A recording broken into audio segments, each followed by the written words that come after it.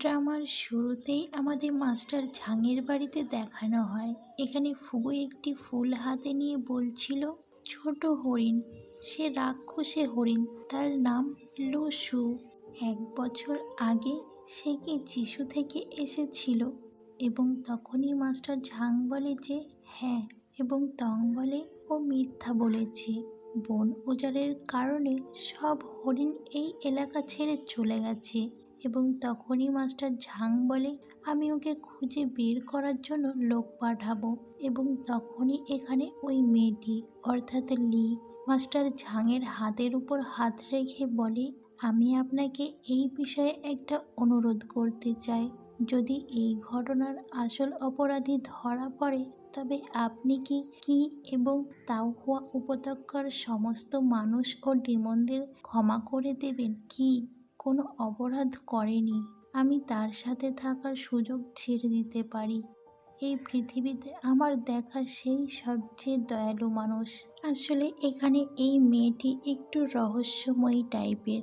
এই মেয়েটির যেহেতু আমাদের এখনো ঠিকভাবে পরিচয় বলা হয়নি, তবে হয়তো পরে বলা হবে। এই মেয়েটি এবং মাস্টার ঝাংয়ের সঙ্গে তাদের একটা ভালোবাসার সম্পর্ক আছে, হয়তো সেটা ধোঁকাও হতে পারে। যাই হোক, এবং এই কথা চলাকালীন তং হঠাৎ পিছনের দিকে তাকায়।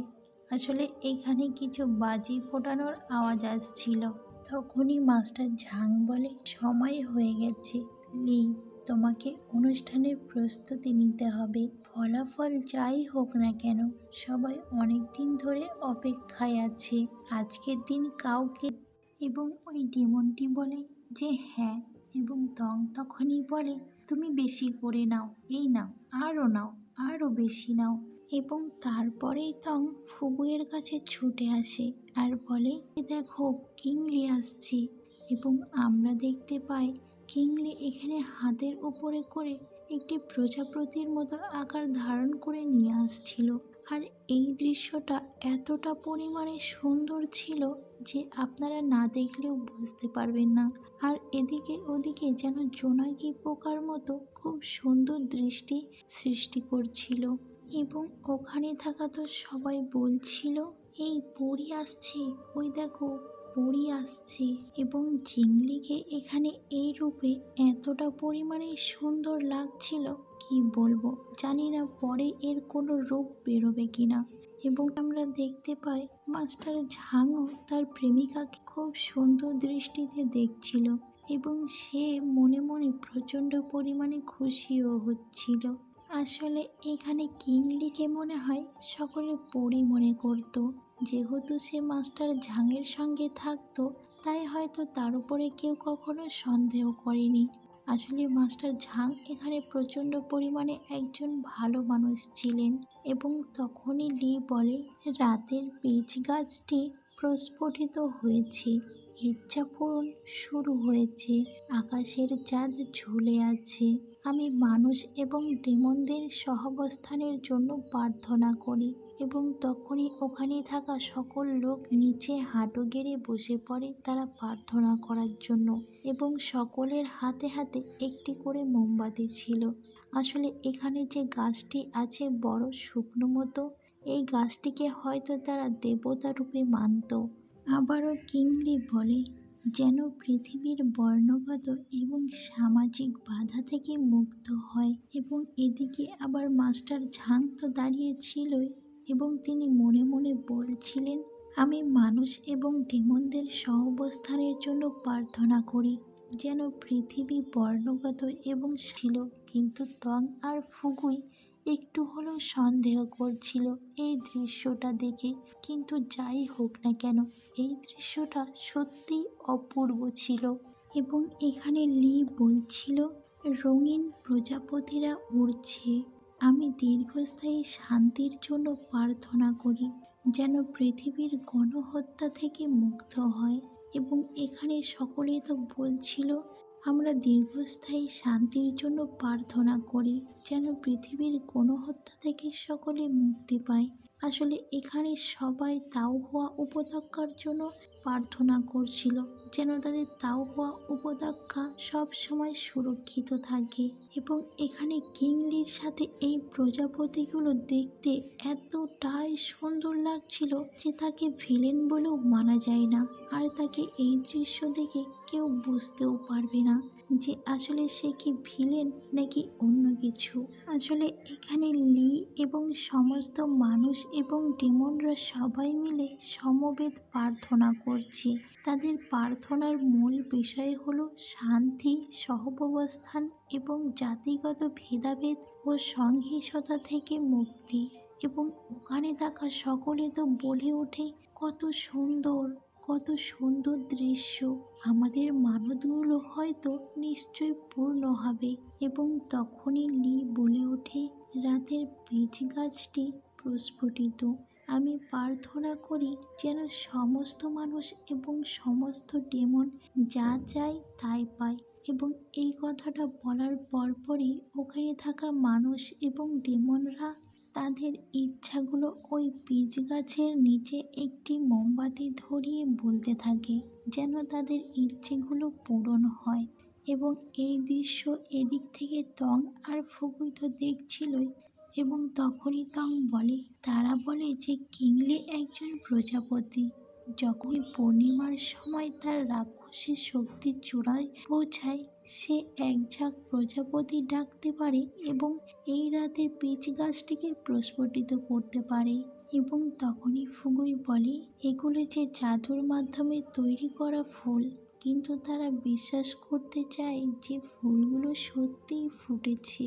এবং তং আবার বলে, আমরা সবাই চরম হতাশায় ছিলাম এবং বিশ্বাস করতাম না যে পৃথিবীতে আমাদের আশ্রয় দেওয়ার মতো কোনো স্বর্গ থাকতে পারে। কিন্তু ইয়াং মাস্টার ফুগুই, এখানে দেখুন, এখানে তাওবা উপত্যকার মানুষ বা ডেমন, দুর্বল বা শক্তিশালী, সবাই শান্তিতে বাস করতে পারে। তারা যা ভালোবাসে তা করতে পারে এবং নিজেদের পছন্দ মতো জীবন কাটাতে পারে। শুধু আফসোস। এবং তখনই ফুগুই বলে, কিসের আফসোস? তং বলে, কিছু না ইয়াং মাস্টার ফুগুই, ওদিকে তাকান। এবং তখনই আমরা দেখতে পাই লুসো নামের সেই হরিণ ডেমনটি এখান থেকে লুকিয়ে লুকিয়ে পালিয়ে যায়। গ্রামবাসীদের দিয়েছিলে না? বলো, চাকুয়ার সাথে তোমার সম্পর্ক কি? লুসু, তুমি আসলে কে? এই হৃদয়হীন লাল ফুলটি ঠিক কি?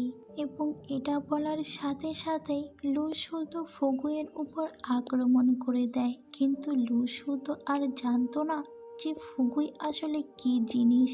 ফুগুই তো এখানে লুসুকে প্রচণ্ড পরিমাণে আহত করে এবং লুসুও অনেক বাঁচার চেষ্টা করছিল, কিন্তু তার আর উপায় কি। তখনই ফুগুই তাকে আঘাত করে গাছের সঙ্গে ধাক্কা মারে আর বলে, এটি কি কোনো টেলিপোর্টেশন তাবিজ? যেহেতু তুমি পালানোর প্রস্তুতি নিচ্ছিলে, তবে কেন আমার ঝাঙ্কি? এটা দেখে মাস্টার ঝাং তো দৌড়ে কিংলির কাছে যাচ্ছিল, কিন্তু তার হাতে পায়েও কোনো বল শক্তি ছিল না, কারণ সেই বিষের প্রভাব তার উপরেও পড়েছিল। এবং তখনই ঝাং বলে, লি, লি, তোমার কি হয়েছে? কেন তারা সবাই এভাবে পড়েছে? আসা মাত্রই কিংলির গায়ে হাত দিয়ে বলে, ওরা সবাই ক্লান্ত।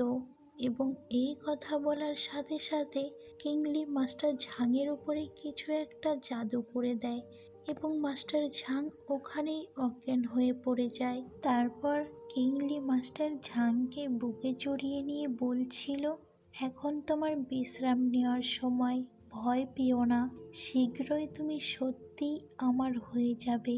এবং এটা বলার সাথে সাথেই কিংলি মাস্টার ঝাংয়ের মুখের ভিতরে একটি ডেমনিক পিল ঢুকিয়ে দেয়। আবারও বলতে থাকে, এখন চাকুয়া সংগ্রহ করার সময়। আমি অনেক দিন ধরে এর প্রস্তুতি নিচ্ছি। একটু আগেই কিনা যেখানে উৎসবে মেতে উঠেছিল, ঠিক সেখানে এখনকার মধ্যেই পুরো অন্ধকার ছেয়ে যায় এবং সেখানকার ভিতরেই পুরো মেঘাচ্ছন্ন এবং বৃষ্টি হতে শুরু করে। এবং তার কিছুক্ষণ পরেই এখানে ফুগুই চলে আসে। এবার ডাকছিল, কিন্তু মাস্টার ঝাং ঠিক একইভাবে তাকিয়েছিল এবং দাঁড়িয়েছিল, কিন্তু সে কোনো সাড়াই দিচ্ছিল না। এবং বারবার ডাকার পরে যখন সাড়া দেয় তখন ফুগুই তো ওর অবস্থা এবং ওর চেহারা দেখে পুরোপুরি অবাক হয়ে যায়। কিন্তু তার যে এই চেহারা, ফুগুইয়ের তো আর 1 মিনিটও বাকি থাকে না এখানে কি হয়েছে সেটা বুঝতে। আসলে এখানে মাস্টার ঝাংয়ের অবস্থা হয়েছিল ঠিক রুমোর মতো। যেমন কোয়ান ঝিংটিং তার ছেলেকে নিয়ন্ত্রণ করছিল, ঠিক মাস্টার ঝাংয়েরও একই অবস্থা। কিন্তু ফুগুইয়ের তো আর কিছু বুঝতে বাকি ছিল না এবং ফুগুই তো এখানে প্রচণ্ড পরিমাণে রেগে যায় আর বলে, কিংলি বাইরে এসো, তুমি কি চাকুয়া তৈরি করেছো? আবারও রেগে গিয়ে বলে, বাইরে এসো বলছি। এবং তখনই কিংলি আড়াল থেকে তার প্রজাপতির বেশে সামনে বেরিয়ে আসে এবং সে হাসতে হাসতে চিৎকার করতে করতে বলে, মাস্টার ঝাং এখন চাকুয়া নিয়েছেন এবং ফসফোরেসেন্ট পাউডার নিঃশ্বাসের সাথে নিয়েছেন। তিনি এখন আমার নিয়ন্ত্রণে। এখন থেকে তিনি সম্পূর্ণ শুধুই আমার। এবং কিংলি তো অদৃশ্য হয়ে আবার মাস্টার ঝাংয়ের কাছে যান আর বলেন, এই সৈন্যটি সত্যিই খুব বিরক্তিকর। এই মুহূর্তে তোমার কি আমাকে জিজ্ঞাসা করা উচিত নয় কেন আমি এই সব করেছি? আমি খুব এটি গোপন রাখা হবে, ঠিক যেন রাতের রেশমি পোশাক পরা। আর আমি যদি তোমাকে আরও চমৎকার কোনো জায়গায় নিয়ে যাই যেখানে শান্তিতে সব বুঝিয়ে বলতে পারবো। এবং এটা বলার সাথে সাথেই, অর্থাৎ বিশেষ জাদুকরি এলাকা, এখানে বারবার চেষ্টা করছিল মাস্টার ঝাংয়ের ভিতর থেকে সেই ডেমনিক পিলটাকে বার করে ফেলতে। এবং এখানে যখন মাস্টার ঝাংয়ের উপর ফুগুই জাদু করে ডেমনিক পিলটা বের করে নিতেই যাবে, তখনই এখানে কিংলি চলে আসে, অর্থাৎ সেই মেয়েটি। কিংলি তো এখানে এসে মাস্টার ঝাংয়ের উপরে জাদু করা থেকে সরিয়ে নেয় এবং ফুগুইকে আঘাত করে এখান থেকে দূরে ঠেলে দেয়। এবং তার পরপরই মাস্টার ঝাং এবং কিংলি তারা দুজন একসাথে মিলে ফুগুইয়ের উপর আক্রমণ করছিল। এখানে যুদ্ধটা এতটা পরিমাণে তেজ চলছিল। এরপরে তো আবার কিংলি ফুগুইয়ের উপর চারিদিক থেকে আক্রমণ করতে থাকে। এদিক থেকে একবার কিংলি করছিল তো ওদিক থেকে আবার মাস্টার ঝাং। কিন্তু ফুগুই তো এখানে হার মানার কোনো পাত্রই ছিল না। সেও রীতিমতো ওদেরকে আক্রমণ করছিল এবং আঘাত করে দূরে ঠেলে দিচ্ছিল। কিন্তু কিংলি এখানে ভালোই শক্তিশালী ছিল এবং সে তো তার জাদু দিয়ে বারবার ফুগুইকে আক্রমণ করছিল এবং সব থেকে বেশি বিভ্রান্ত করছিল ফুগুইকে তার প্রজাপতিগুলো। কিন্তু ফুগুই কিন্তু এখানে কিংলিকে ধরতে পারছিল না যে মেন প্রজাপতি অর্থাৎ কিংলিটা কে। এবং কিংলি তো এখানে তার প্রজাপতিগুলো দিয়ে ফুগুইয়ের পুরো মেমোরিটাকে ঘিরে ফেলেছিল। এবং এটা করার পরে যখন মাস্টার ঝাং একদম উপরে উঠে ফুগুইকে আহত করতেই যাবে, তখনই সেখানে তং চলে আসে এবং তার সিল্ক রেশম সুতো দিয়ে মাস্টার ঝাংয়ের তরোয়ালের আগাটি বেঁধে ফেলে। এবং তারপরেই মাস্টার ঝাং এবং তংয়ের ভিতরে প্রচণ্ড পরিমাণে যুদ্ধ শুরু হয়ে যায়। কিন্তু তং তো এখানে মাস্টার ঝাংকে সামলে নিতই, তখনই পাশে থেকে কিংলি এসে পুরোপুরি চপাট করে দেয় এবং কিংলি তংকে আঘাত করে ঠেলে ফেলে দিচ্ছিল। কিন্তু তখনই ফুগুই সেই সুতোই বেঁধে থাকার ভিতর থেকে বেরিয়ে এসে তংকে এখানে ধরে নেয় এবং আসল প্রকৃতি কি, আমি প্রজাপতি নই, আমি একটি ভুতুড়ে প্রজাপতি।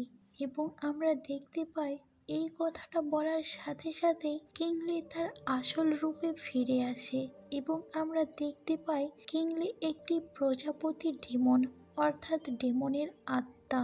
এবং এই রূপে কিংলিকে তং এবং ফুগুই দেখে তারা তো রীতিমতো পুরোপুরি অবাক হয়ে যায়। তারা তো এটা আশাই করেনি কিংলির কাছ থেকে। এবং তখনই কিংলি বলে, ডংশানের পতঙ্গ উপত্যকায়, আর তা হলো চাকুয়ার বীজ। এবং তখনই ফুগুই বলে, চাকুয়া আসলে কি? তখনই কিংলি বলে, প্রাচীন পাখির ডিম। এটি গাছ এবং ফুলের ওপর পরজীবী হিসেবে বাস করতে পারে। একটি নিখুঁত বীজ। লুসু যখন গ্রামবাসীদের মধ্যে এই বীজগুলো বিতরণ করেছিল, তারা খুবই খুশি ছিল এবং তখনই আমাদের সেই লুসুকে দেখানো হয়। এখানে লুসু বলছিল, এই যে বীজ যা আমি প্রস্তুত করেছি, আপনারা এগুলো রোপণ করতে পারেন। এগুলো থেকে খুব সুন্দর ফুল ফুটবে। আবারও লি বলছিল, ওই বীজগুলো ফুল নয়, ওগুলো হলো পরজীবী পতঙ্গ।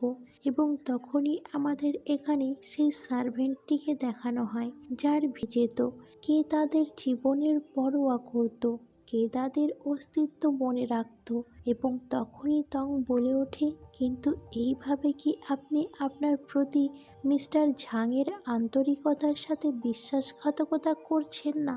এবং তখনই লি মাস্টার ঝাংয়ের গায়ে হাত দিয়ে শকুনের মতো কান্না করতে করতে বলে, এই পৃথিবীতে এমন এক পাগল আছে মাস্টার ঝাং, যে দীর্ঘ 7 বছরের বন্যভূমির বিষাক্ত বাতাস পরিষ্কার করেছে, যাতে একটি সাধারণ ভুতুড়ে প্রজাপতিকে একটি ঘর দেওয়া যায়।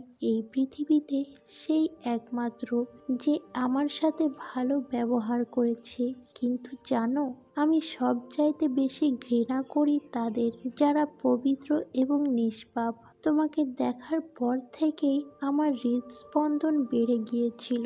আমি জানতাম না আমার জীবনের লক্ষ্য এটাই। তাই নিজের জীবন দিয়ে হলেও আমি তোমাকে তোমার উচ্চ আসন থেকে টেনে নামাবো, যেন তুমি আমার আশেপাশে অন্ধকারে নিক্ষিপ্ত হও। আজকের এই ঝাংকিকেই আমি সব সময় চেয়েছি। আমি চাই সে চিরকাল আমার পাশে থাকুক। তখনই ফুগুই বলে, তোমার পাশে থাকবে? তুমি তাকে তোমার পাশে একটা পুতুলের মতো নিয়ন্ত্রণ করছো। এই ঝাংকিকেই তুমি সত্যিই চেয়েছিলে? এবং তখনই লি বলে ওঠে, তো কি হয়েছে, সে তো আমার সাথেই থাকছে। এবং তখনই ফুগুই তংকে বলে, আগে অন্যদের গিয়ে বাঁচাও। এবং তখনই তং এখান থেকে অদৃশ্য হয়ে যায় আর বলে, ঠিক আছে। এবং এই কথা বলার সাথে সাথে এখানে ফুগুইয়ের সাথে এবং কিংলির সাথে আবারও প্রচণ্ড পরিমাণে যুদ্ধ শুরু হয়ে যায়।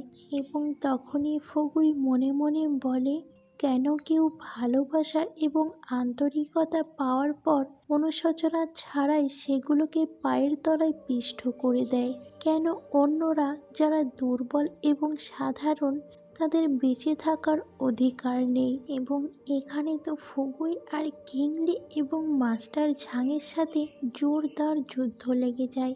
এবং ফুগুই তো এখানে দুজনের মধ্যে কাউকে একবারও সুযোগ দিচ্ছিল না তার উপরে তরোয়াল তোলার। এবং ফুগুই এখানে রীতিমতো তাদেরকে আঘাত করে যাচ্ছিল, একদিকে কিংলিকে এবং অন্যদিকে মাস্টার ঝাংকে। এবং ফুগুই যখন মাঝ বরাবর দাঁড়িয়েছিল তার এতগুলো তরোয়ালের সাথে, তখন ওপাশ থেকে মাস্টার ঝাং এবং এদিক থেকে কিংলি আসছিল ফুগুইকে আঘাত করার জন্য।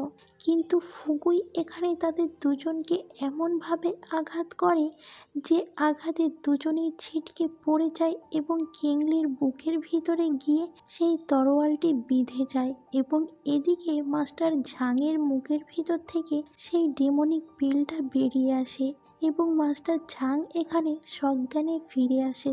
কিন্তু সে এখানে প্রচণ্ড পরিমাণে দুর্বল ছিল।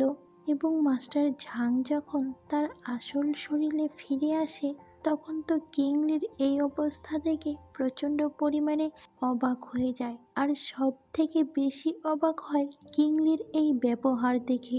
তার তো পায়ের তলা থেকে পুরোপুরি মাটি সরে যায়। এবং কিংলি এখানে জোরে জোরে হাসতে হাসতে বলছিল, ঝাংকি, তুমি কি জানো তুমি কখন সবচাইতে বেশি হাস্যকর? যখন তুমি জেগে জেগে স্বপ্ন দেখো এবং তাও হওয়া উপত্যকার সুন্দর ভবিষ্যতের কল্পনা করো, মানুষ ও দানবদের সহাবস্থান, যেখানে সবার নিজস্ব জায়গা থাকবে। তুমি কি বুঝতে পারছো? তোমার স্বপ্ন ছিল কেবল একটি মরীচিকা। আর যদি আমরা একসাথে একটি অলৌকিক কিছু তৈরি করি তাদের বিশ্বাস ফিরিয়ে দেওয়ার জন্য। এবং এই কথা বলার পরপরই মাস্টার ঝাং তার হাতে থাকা তরোয়াল দিয়ে তার মাথাটা ধড় থেকে আলাদা করে দেয় এবং এখানেই সিন কাট হয়।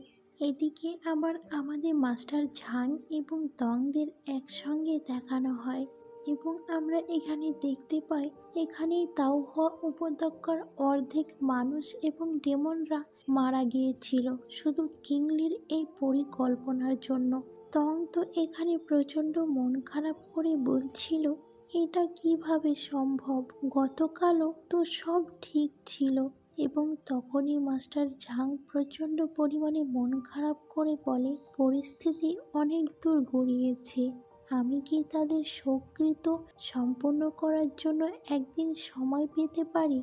এবং তখনই ফুগুই বলে, ঠিক আছে। এবং মাস্টার ঝাং বলেন, আপনাকে অনেক ধন্যবাদ। আসলে তং এখানে এদের সাথে এত সুন্দর সময় কাটিয়েছে যেটা সে ভুলতেই পারছিল না।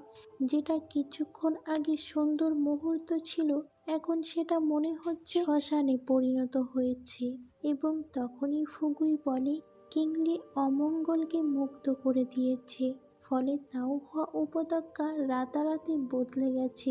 গতকালও যারা প্রাণ শক্তিতে ভরপুর ছিল আজ তারা শীতল নিথর দেহ। এই নিরীহ মানুষ এবং ডেমনদের কি কেবল দুর্বল হওয়ার কারণেই বেঁচে থাকার কোনো অধিকার নেই?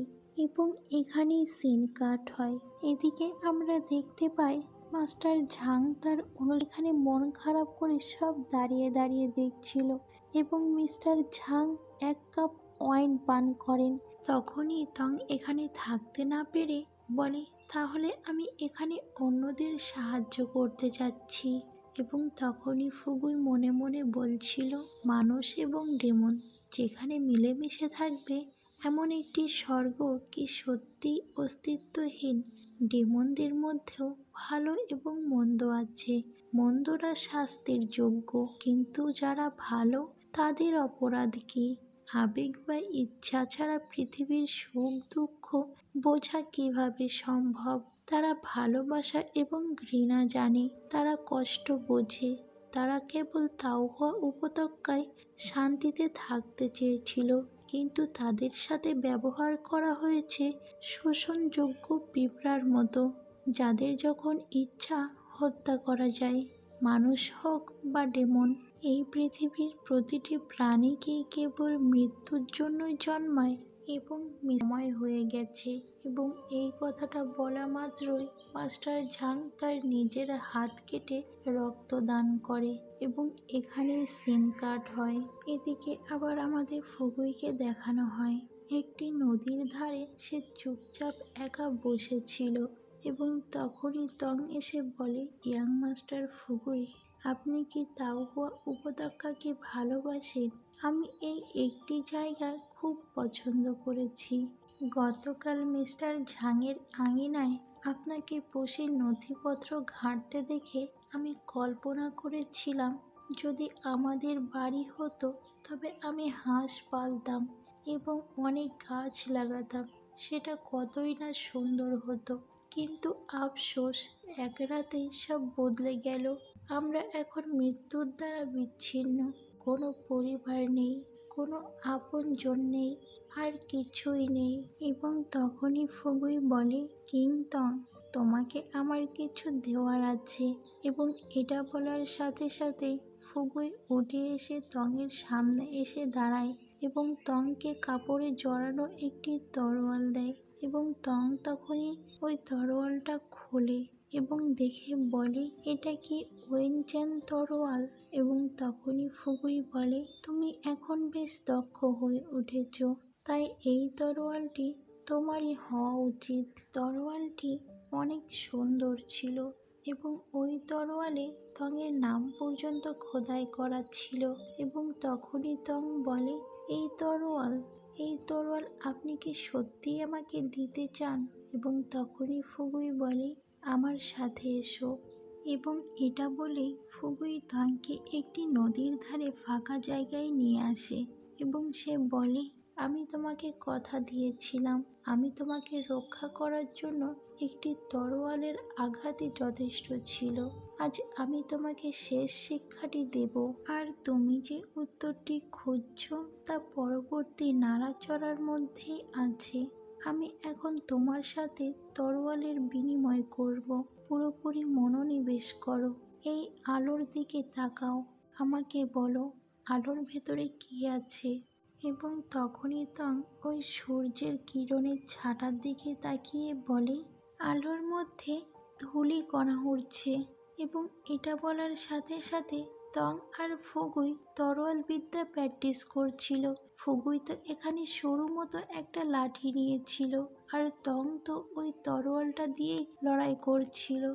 এবং তখনই এই লড়াইয়ের মধ্যে ফুগুই মনে মনে বলছিল, ওটাই ধুলো, ধুলোরা আলোর সাথে নাচছে। এটি আলোর উৎস প্রকাশ করে। তরোয়ালের ক্ষেত্রে গুরুত্বপূর্ণ বিষয়টি নাড়াচাড়া নয়, বরং উদ্দেশ্য বা সংকল্প। নাড়াচাড়াগুলো তুমি আগেই দেখেছ। যাও, বেঁচে থাকার জন্য কেন সর্বশক্তি দিয়ে লড়াই করতে হবে, আবার কেন ঘাসের মতো ভঙ্গুর হয়েও বাতাসের সাথে বরাবর উঠে দাঁড়াতে হবে এবং পড়ে যেতে অস্বীকার করতে হবে। তোমার হৃদয় কি কেবল ধুলোবালি দিয়ে গড়া যে তা কখনো দুর্বল হয়নি? তোমার সংকল্পই তরোয়াল। তরোয়ালটি ইতিমধ্যেই তোমার ভেতরে বেঁচে আছে। এবং এই কথাগুলো বলার মাধ্যমে ফুগুই তো টঙের সেই আগেকার কথাগুলো মনে করছিল, যখন টং বিপদের মুখে এসে ফুগুইকে বাঁচিয়েছিল আর বলছিল, আমি তোমাকে যে নাড়াচাড়াগুলো শিখিয়েছি সেগুলোকে তরোয়ালের এই সংকল্পের সাথে একীভূত করো। কিংটং, তুমি আমার কল্পনার চেয়েও অনেক বেশি বুদ্ধিমান এবং দৃঢ় প্রতিজ্ঞ। তাই তুমি আমার ভাবনার চেয়েও অনেক ভালোভাবে জীবন কাটাতে পারবে। বন্যমেয়ে একাকী ফুল, আমি তোমাকে কিংটং নাম দিয়েছিলাম তোমাকে বেঁধে রাখার জন্য নয়, বরং আমার জায়গায় দাঁড়িয়ে তুমি যেন পৃথিবীকে দেখতে পাও সেই জন্য। অন্ধকারের মধ্যেও নিজেকে তুচ্ছ মনে করো না। বিশ্বাস করো, তুমি সেই আলো হয়ে উঠতে পারো যা কুয়াশা দূর করে দেয়। পৃথিবী বিশাল এবং চমৎকার। এই বিশালতার মাঝেই তুমি অবশ্যই এমন একটি জায়গা খুঁজে পাবে যা সত্যিই তোমার হবে। আসলে ফুগুই এখানে তংকে কেবল যুদ্ধবিদ্যা নয়, বরং প্রতিকূলতার মাঝে টিকে থাকার মানসিক শক্তি দিচ্ছেন। তিনি তাকে নাম দিয়েছিলেন যাতে সে নিজের পরিচয় খুঁজে পায় এবং স্বাধীনভাবে নিজের গন্তব্য তৈরি করতে পারে। তারপর যুদ্ধ শেষে তং একটু মন খারাপ করে বলে, আমি বুঝতে পারছি ইয়াং মাস্টার ফুগুই, আপনি চান আমি যেন আলোর মধ্যে বাস করি, যেন আমি একজন উন্নত মানুষ হয়ে উঠি। ইয়াং মাস্টার ফুগুই, আমি জানি আপনার নিজের চলার পথ আছে। আমাকেও একজন ভালো মানুষ হয়ে উঠতে হবে। ইয়াং মাস্টার ফুগুই, চলুন আমরা এখানেই আবারও দেখা হবে নতুন একটি পর্ব নিয়ে। Thank you for watching.